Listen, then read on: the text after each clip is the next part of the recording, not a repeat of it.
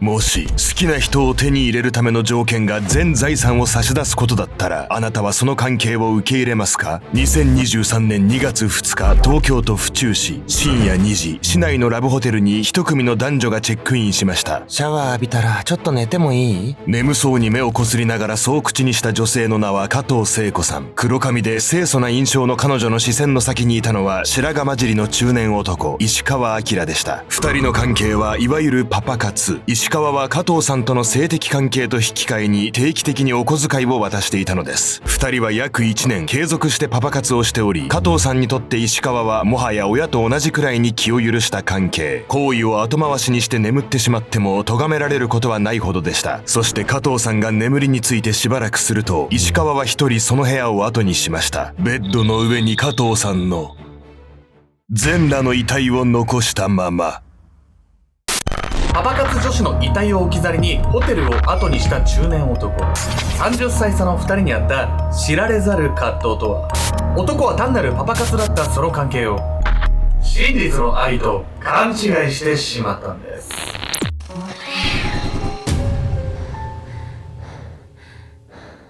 おぞすけちゃんです。やみやみやみこです。というわけで、やみさん、僕今日ね、すんげえ懐かしい人が連絡が来て、地元の T 君っていう人がいたんですけど、地元の、はい。地元のね、としきって言うんですけど、いや、いい。なんで隠したの？よくそいつの家に行ってね、4つ上かな。あ、めっちゃ上じゃん。スマブラをね、めっちゃやって。ああ、そうだったのね。なんか久しぶりに連絡が来たんですけど、すんげえさ、久しぶりに連絡来る人とかさ、大体詐欺師か、つむつむのストーン稼ぎか、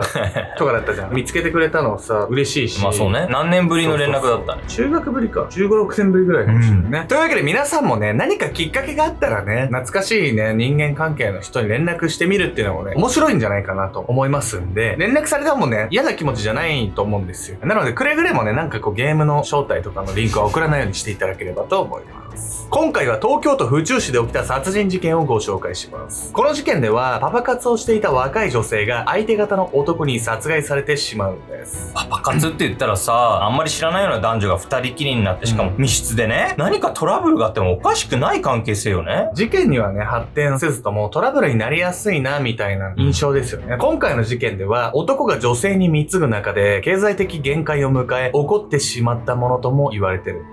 事件当日、犯人は外で酔っ払っているところを警察に起こされるんです。そしてその時、その男は本来なら持っていないものを持っていたんです。不自然な所持品。2023年2月2日、東京都府中市。すみません、大丈夫ですか？とあるマンションの敷地内に駆けつけた警察官は、そこに倒れていた中年の男に呼びかけていました。ボサボサの白髪頭をかきむしりながら体を起こしたその男は、アルコールの匂いを漂わせており、相当に酔っ払っている様子。警察が名前を尋ねると、男は石川明と名乗りました。石川はそのマンションで暮らしており、自宅へ帰る途中だったようですが、警察は他の住人から不審者と聞いていたため、彼の所持品を確認。すると、これはあなたのものではないですよね。警察の目に留まったのは石川が持っていたマイナンバーカード。そのカードは加藤聖子という24歳の女性のもので、石川のような中年の男が持っているのは明らかに違和感があったのです。友人が忘れていったんです。次会った時に返します。警察はその説明に納得がいかないながらも、それ以上追及する理由もなく、その場は石川を自宅へ送り届けるにとどまりました。54歳のおじさんがさ、若い女の子のマイナンバーカードを持ってるってこと自体が変だし、さらにその子が友達っていうその言い分もさ、ありえない話ではないと思うんだけど、明らかに変よね。まあ30歳もね、年が離れた男女が友達っていうのはまあなくはないと思うんですけど、パッと聞いた感じ違和感は感じますよね。まあ案の定ね、石川が持っていたそのマイナンバーカードの本来の持ち主について、後でね、驚きの事実が発覚するんです。日付が変わった深夜1時半頃、警察は石川が職務質問を受けたマンションから約1キロの場所にあるラブホテルへ訪れていました。チェックアウトの時間はとっくに過ぎてるのにずっと連絡が取れないんです。従業員は2階の客室を利用していた男女が昨夜から丸1日部屋を出てこないと説明。警察は事情を聞くとすぐにその客室へ向かいました。そしてドアを開けると、その部屋のベッドの上では全裸の女性が首から血を流し死んでいたのです。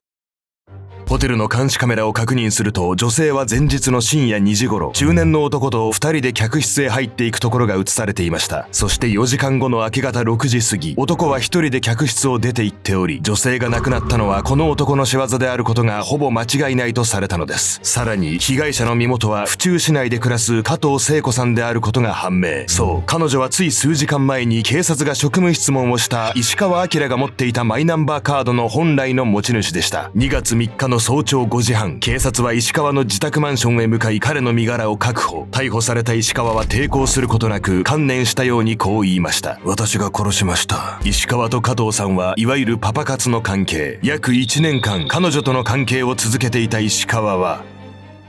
総額1000万円以上を加藤さんに貢いでいました。1000万って石川はさ、そもそもそんな特別なお金持ちってわけでもなかったわけでしょ、なんでそんな額を貢ぐことになっちゃうわけよ。まあ、そこなんですよね。被害者のね、加藤さんもなんですけど、もともとパパ活をするような女の子ではなかったと言われてるんです。憧れと堕落。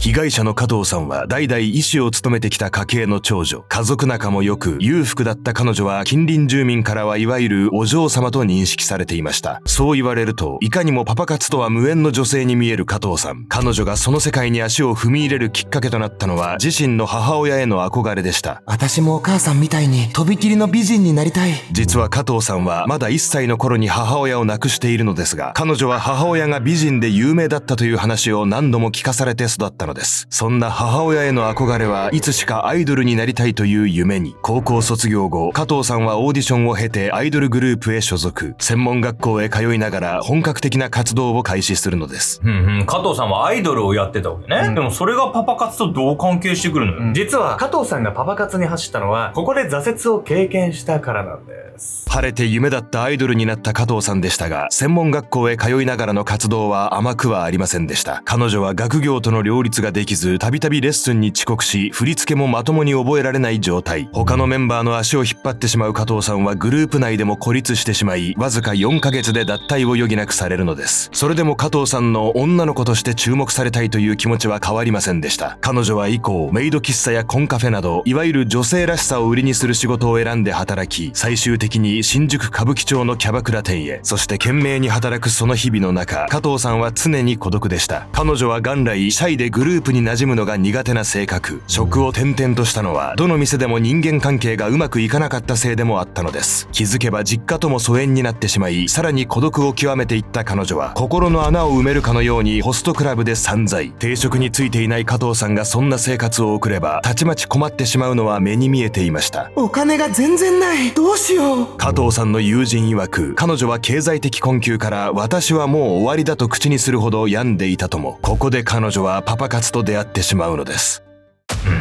ホストに貢ぐためにパパ活っていうのはありそうな話な気がする。まあそこなんですよね。この後加藤さんは30歳年上の石川とパパ活を始めるんですけれども、その関係性はね、石川が見栄を張ったことを原因に徐々に破綻していくんです。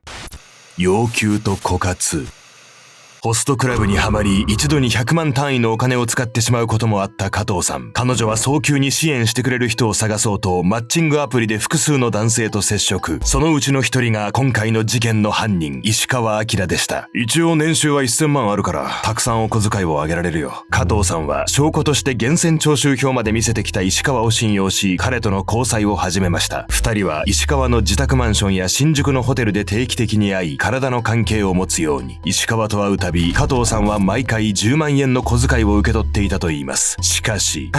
実は全然お金が足りなくて、もっともらったりできない？もっと欲しいってさ、10万円っていう大金のお小遣いが当たり前になってきてんじゃない？人間はね、大金をもらって喜んでたとしてもね、やっぱ一定時間経つと脳みそがね、慣れちゃうっていうね、そういう生き物なんですよ。というわけで本日のメトラキーワード、ヘドニック適応について。ヘドニック適応とは、大きな成功などで幸福度が一時的に高まってもすぐに慣れが生じてしまい、幸福度が薄れてしまう心理現象。人間には生まれつき幸福度の基準値があり、一時的に幸福度が上下することはあっても、最終的には必必ずその基準値に収束するとされているのです。1987年、ノースウェスタン大学の心理学者フィリップ・ブリックマンらが宝くじの高額当選者の幸福度の変化について調査しました。結果、回答者は皆以前よりも幸福になったと回答。しかし1年後に幸福度の調査をすると、当選していない人、事故で半身不随になった人などと比較しても幸福度は変わらなかったというのです。宝くじの当選などの劇的な変化を経験した人はその分、日常の些細な楽しみに感動を覚えにくくなります。そのことが大金を手にしているにもかかわらず、他の人と幸福度が変わらないことに影響しているのです。次第に10万円の小遣いでは満たされなくなった加藤さんは、石川に要求する額を日増しに増やしていきました。時として石川は一度に100万円以上の額を彼女に渡すことも。彼が年収1000万で独り身であることを踏まえれば、それだけの支援ができたとしても不思議ではないのかもしれません。しかし実のところ、石川はこのことに関して加藤さんには言えない秘密があったのです。高年収のサラリーマンとして忙しく働いていた彼は、週に一度スーツをクリーニングに出しに来るのがルーティーンになっていました。ところが、あれ、ずいぶんお久しぶりじゃないですか？クリーニング店へやってきた石川に向かい、従業員は不思議そうにそう問いかけます。それは、以前は毎週スーツを出しに来ていた彼の来店頻度が大幅に減っていたため。そう、実は石川は加藤さんと出会う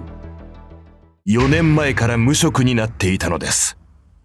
失業の理由は定かではありませんが、彼は働いていた頃の覇気を完全に失い、クリーニング店の従業員にもこう話していたといいます。ちょっと精神的に参ってしまって。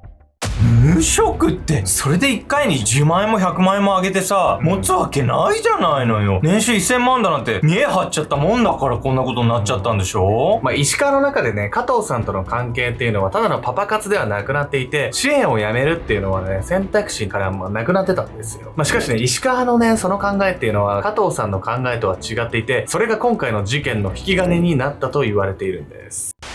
交際相手として石川との関係が続くにつれ、加藤さんは自分の友人にも彼を会わせるようになり、その関係性は本当の恋人かのようになっていきました。とはいえ加藤さんは彼との交際についてあまり深く考えておらず、いつもお金をくれる優しいおじさんくらいの認識でいたといいます。一方、石川は彼女との関係性が深くなっていくに従い、ある種の使命感を覚えていたのです。ある日、いつものように小遣いを要求してきた加藤さんに対して、石川は神妙な面持ちでこう切り出した。お金を渡すのは構わないが、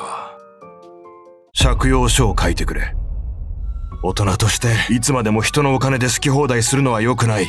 これまでは体を差し出せば何も言わずにお金がもらえていたにもかかわらず、急に借用書などという言葉を出され、加藤さんは動揺を隠せずにいた。加藤さんにとって石川との関係はただのパパ活。性的関係の対価としてもらっているお金を返せと言われる筋合いはない。しかし石川にとって彼女との関係はただのパパ活ではなくなっていた。この子は俺が守ってやらなくちゃダメなんだ。将来のことまで含めて俺が面倒見てやらなきゃ。加藤さんに対し、いつしか親心にも似た感情を抱くようになった石川。彼はすでに経済的に相当追い詰められている状態だったが、その関係性を終わらせる選択肢はなく、恋人として加藤さんの人生に真剣に向き合おうと考えていた。そう、石川はただ支援するのではなく、彼女の自立を求めたのだった。君がちゃんとお金を返せるまで身分証を預かっておくよ。石川は加藤さんが変わってくれることを期待し、彼女のマイナンバーカードを手にした。はあ、それで石川は加藤さんのマイナンバーカード持ってたわけか。めっちゃ不思議に思ってたのよね。なんで持ってたのか。借金のね、担保として持ってたわけですね。そしてこの後もね、加藤さんが変われることがなかったのかもしれないんですけど、それがきっかけで今回の事件が起こってしまうんです。2023年2月2日の深夜2時、加藤さんと石川は府中市内のラブホテルへチェックイン。その際、石川はカバンの中に1本のサバイバルナイフを忍ばせていました。ホテルへ着いてしばらくすると、ぐっすりと眠ってしまった加藤さん。彼女の寝顔を悲しそうな表情で眺めていた石川は加藤さんの首を3回刺した後、彼女の遺体を残しホテルから逃走。次の日の夕方にマンションの敷地内でひどく酔っ払った姿で発見された彼は、全てを忘れたい気持ちで酒に身を委ねたのかもしれません。石川の明確な動機については現状では報道されていませんが、彼が経済的に相当追い詰められていたことは事実。事件の3ヶ月前にも石川は加藤さんにスマホの決済アプリの番号を晒されたと警察に相談に訪れています。結局この相談は本人が勘違いだったと訂正しているのですが、この一件は2人の間に金銭的トラブルがあったことを示唆していました。また石川は加藤さんについて真剣な交際相手と考えていましたが、彼女の認識はお金目的のパパ活だったため、そのズレが殺意につながった可能性も。2025年8月現在、石川は公判を控えており、今後の動向が注目されています。パパ活相手の石川にただお金を求め続けた加藤さんと、彼女の人生に真剣に向き合うつもりでいた石川、2人の間にはなぜ思いの食い違いが生まれてしまったのでしょうか。特別な関係だと思っていたのに、相手からすればそうではなかった。あなたにはそんなすれ違いの経験がありますか？おさすけんちゃんです。これでね、皆さんにね、重大発表なんですけど、なんと、アルゴメトリー、恵比寿に C 社バーをね、オープンします。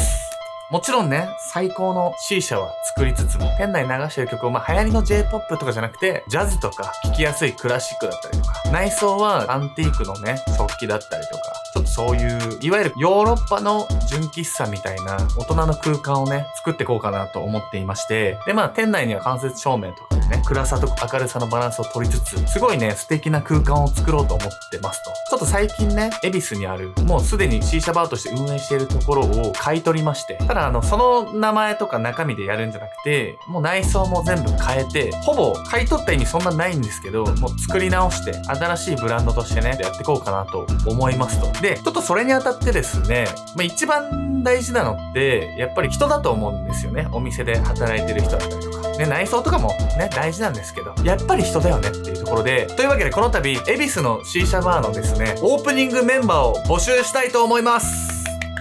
基本的にはね、C 社を作ったり、あとはお客様にね、お話ししたりとかして、そういう接客を含めてやってもらうっていうところと、あとはね、頼れる方がいれば、店長っていうポジションもね、やってほしいなと思ってます。なので、オープニングメンバーとして、そういったね、ところで C 社が好きな方だったり、そういった方がいましたら、今ね、C 社バーでまさに働いてるよって方もいましたら、ぜひね、一緒に働きたいです。で、僕の目標としては、いわゆるYouTuber が開いた C 社バーだから人が来るよね、みたいな、そういうのはやりたくないんです。もちろんね、皆さん来てくれるっていうのは嬉しいんですけど、なんかそこに甘えたくない。本気で来てくれたお客さんに、別に特に YouTube 知らずに、フラッと立ち寄った人にも、また行きたいなって思ってもらえる、そういったね、空間を作りたくて、そのためには C 社好きでとかだけじゃダメで、来てくれたお客さんに最高のね、おもてなし、体験をしてもらおうっていう、そういうホスピタリティっていうのがすごい大事で、だからある意味 C 社の経験ももちろん大事なんですけど、なんかむしろそういった人間性だったりとか、そういった思いに共感してくれる方と僕は一緒に働きたいなって心から本当に思ってて、もうそういうのを楽しめる方、そういうのに情熱を持てる方、お客様にね、感動してもらえてっていうね、そういう空間を作りたいなっていう、そういう熱意がある方、共感してくれる方ね、ぜひね、概要欄、もしくは固定コメントからね、ご応募いただければと思います。ぜひね、一緒に最高の空間を作っていきましょう。よろしくお願いします。